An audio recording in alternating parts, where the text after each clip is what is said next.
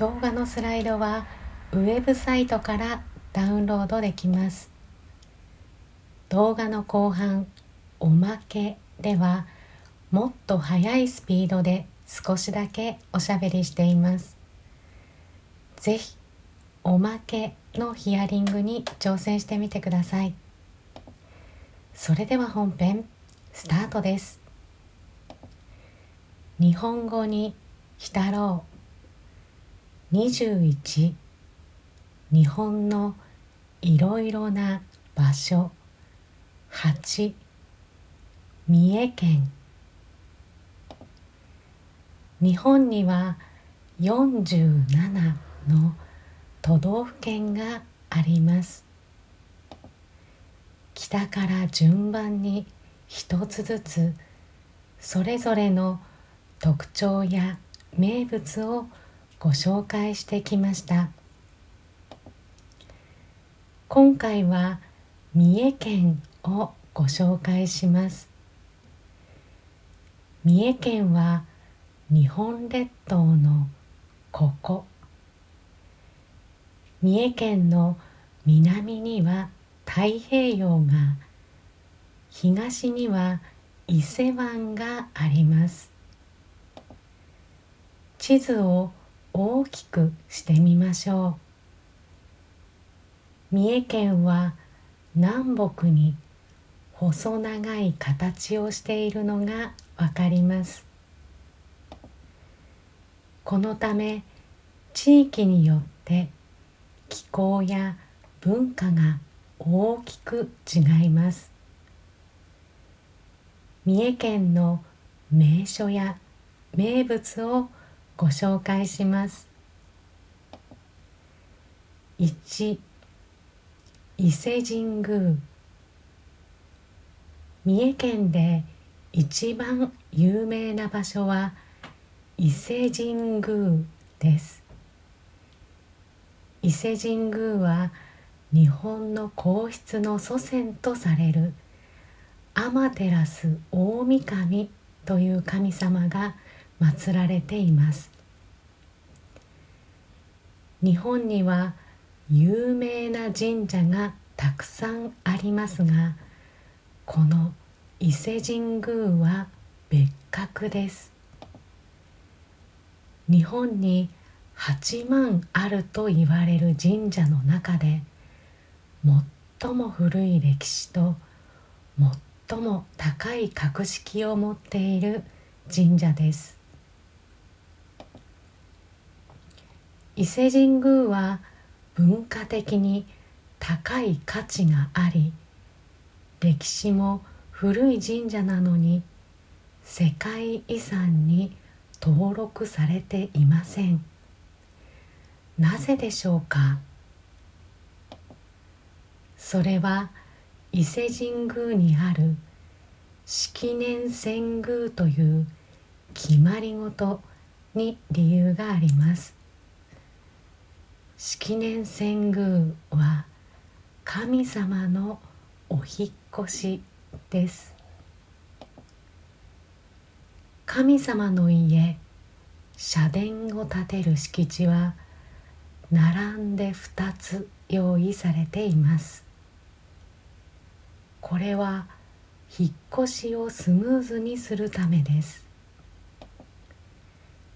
20年ごとに新しい社殿を建て、古い社殿から引っ越ししてもらうのです。この時、社殿の近くの宇治橋や周りにある他の建物もすべて作り直します。2000年近い歴史と文化的な価値がある神社ですが、建物は新しいものばかり。このことが世界遺産に求められる普遍性の条件と違っているそうです。そもそもなぜ式年遷宮は必要なのか。いろいろな理由がありますが、一つは定期的に新しくすることで、神様にきれいな場所で過ごしていただくためです。また、神社の建築には高い伝統技術が必要になります。20年に一度建て替えることで、その技は途絶えずに現代まで受け継がれてきました。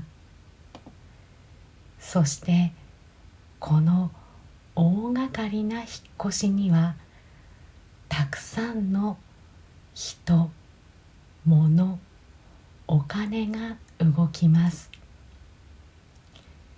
この式年遷宮は、伝統技術の継承と日本全体の活性化の役割も持っています。この定期的な神様のお引っ越しは、1300年間ずっと続けられています。引っ越しの準備には10年ほどかかるそうです。2、忍者博物館と伊賀上野城。あなたは忍者を知っていますか？忍者は昔の日本で実際に活動していたスパイや傭兵のような人たちです。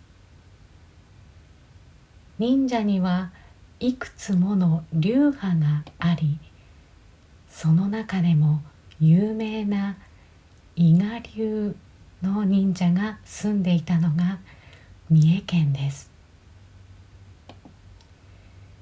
忍者の世界を体験できる場所が伊賀流忍者博物館です。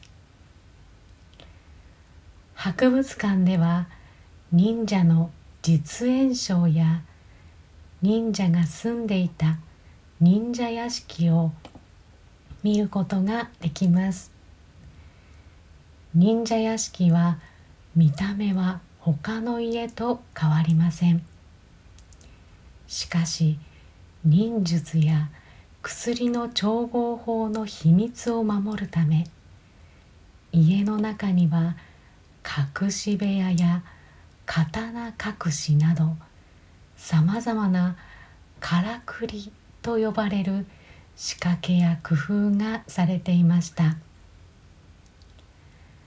博物館の近くには、日本で一番石垣が高い伊賀上野城があります。柔らかな曲線が美しいこの城に、忍者たちは集まって作戦を相談していたことでしょう。忍者が住んでいた場所も忍び町という町の名前で残っています。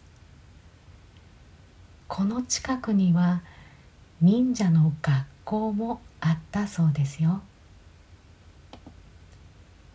3、鈴鹿サーキット。三重県鈴鹿市にある鈴鹿サーキットは、F1 グランプリなどが行われるレーシングコース、遊園地、ホテルやレストランがある自動車がテーマのレジャー施設です。日本にはトヨタや日産、ホンダ、スズキなど世界的に有名な自動車メーカーがあります。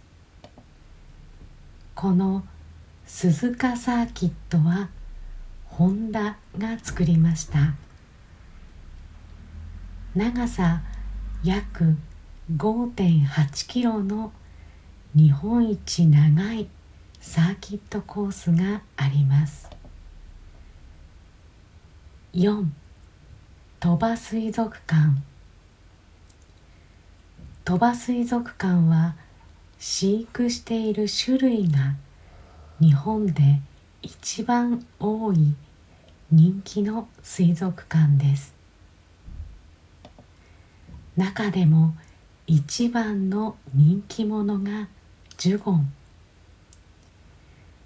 ジュゴンがいる水族館は世界でたった2カ所しかありません。ここ鳥羽水族館とオーストラリアのシドニー水族館だけです。ジュゴンは人魚伝説のモデルになった生き物だと言われています。マレー語やタガログ語のドゥユンが名前の由来です。海の貴婦人という意味があるそうです。ジュゴン、ラッコ、アシカ、1200種類の海の生き物に会うことができます。5. 三重県のグルメ。三重県のグルメで紹介するのは松阪牛と赤福餅と伊勢海老です。松阪牛は日本で一番有名なブランド牛です。高級な牛肉といえば松阪牛。柔らかい肉質と豊かな甘みとうまみを持つ上質な脂身がおいしいお肉です。おいしいお肉にするためにビールを飲ませたりマッサージをしたりして育てられます。赤福餅は三重県の有名な和菓子です。お餅の上にあんこがのったとてもシンプルなお菓子です。もちもちとした柔らかいお餅にたっぷりのあんこ。シンプルだからこそ素材の良さと職人の腕が試されるお菓子です。この餅菓子は伊勢神宮の近く赤福本店というお店で売られています。赤福餅がこのお店で作られたのは今から300年以上も前です。赤福という名前は赤心敬福という昔の言葉に由来します。この言葉には赤ちゃんのように素直でまっすぐな心を持ち、人の幸せを自分のことのように喜びましょうという意味があります。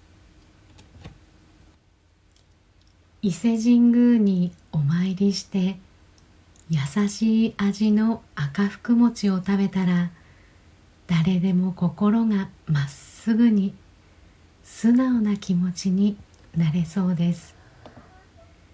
そして三重県に行ったら絶対に食べてほしいのが伊勢海老です。大きいサイズで40センチほどにもなる日本国内で一番大きいエビです。焼いたり茹でたりお味噌汁に入れたりいろいろな食べ方があります。一番のおすすめはやっぱりお刺身です。プリプリの食感と優しい甘みが最高です。6、三重県の県民性。県民性とは、その県に暮らしている人が共通して持っている性質の傾向という意味です。もちろんそれぞれの県にはいろいろな人がたくさん住んでいますから、全員が共通の性質の傾向を持っているわけではありません。その地域の歴史や風土から同じ傾向を持っている人が多いらしいくらいに思ってくださいね。三重県には伊勢神宮があります。このことが三重県に住む人たちの性質に大きく影響していると言われています。三重県には伊勢神宮を目指して昔からたくさんの人が集まってきます。そのため三重県の人は人と話すのが上手です。その場の雰囲気を盛り上げたり、相手に気遣いができる人が多いと言われています。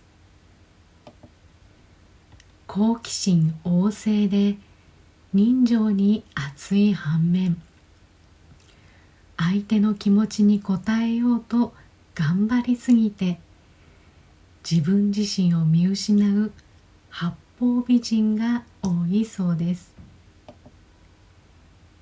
伊勢神宮のお膝元という意識が強く、嘘やごまかしを嫌います。素直で正直で穏やかな県民性だと言われています。おまけ。ここからは普段のスピード、話し言葉で少しだけおしゃべりしていきます。本編とどれくらいスピードが違うかな、聞き比べてみてくださいね。今回は忍者について少し紹介しました。忍者、少しかっこよく言うと忍びとか忍びのものなんて言ったりもします。女性の忍者のことをくのいちと言います。これなぜかわかりますか？ひらがなのく、カタカナのの、漢字の一を組み合わせると女という字になるからです。なんだか暗号みたいで面白いと思いませんか？忍者の世界はどこか影があって、一族が背負う宿命や秘密がたくさんあって、とてもミステリアスで魅力的です。日本のアニメにもナルトをはじめ忍者を主人公にした人気アニメがたくさんあります。ぜひ読んでみてくださいね。ところで皆さんは日本の伝統文化折り紙を知っていますか？四角形の紙でハサミや糊を使わずに折るという作業だけでいろいろな形を作る伝統文化です。子供の遊びですが、工芸品の域にまで達する折り紙もあります。忍者が使う手裏剣も折り紙で作ることができますよ。実はこのチャンネル、総再生回数がありがたいことに2万回を超えました。そのお祝いと皆さんへの感謝の気持ちを込めて、折り紙を使った記念動画を計画中です。折り紙は紙さえあれば誰でもその場で簡単にいろいろなものを作って遊ぶことができます。ぜひ楽しみにしていてくださいね。それでは今回はこの辺で、次の動画でまたお会いしましょう。みーでした。またね。バイバーイ。